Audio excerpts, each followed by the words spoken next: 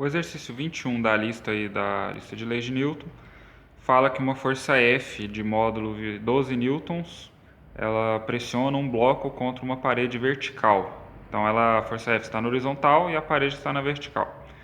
A força peso do bloco é de 5 newtons e o coeficiente de atrito estático entre o bloco e a parede é 0,6 e o coeficiente de atrito cinético entre o bloco e a parede é 0,4. Então ele pergunta primeiro se o bloco ele se move e depois ele pergunta qual que é a força que a parede exerce sobre o bloco. Então, para resolver esse exercício, primeiro a gente tem que fazer o diagrama de corpo livre, identificando as forças que atuam sobre o bloco.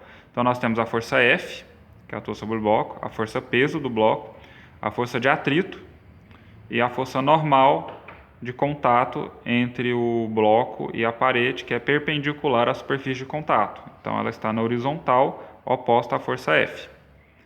Então nós temos que, para esse exercício, que se a força de atrito estático for maior ou igual à força peso, o bloco não se move. Se a força de atrito estático for menor que a força peso, o bloco ele se move. Então, para descobrir se esse bloco ele vai se mover ou não, nós precisamos calcular essa força de atrito estático e comparar com a força peso do bloco. Então, nós temos que a força de atrito é calculado pelo coeficiente de atrito vezes a força normal. Para eu descobrir a força normal, eu preciso analisar as forças que atuam no bloco no eixo X. Então, a força F menos a força normal é igual a zero.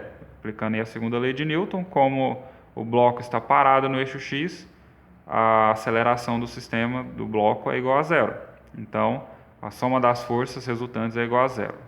Então, aí nós temos que a força normal é igual à força F, que é igual a 12 newtons. Então, o passo seguinte é calcular a força de atrito estático, que é igual ao μ estático, o coeficiente de atrito estático, vezes a força normal. O coeficiente de atrito estático para essa situação é 0,6.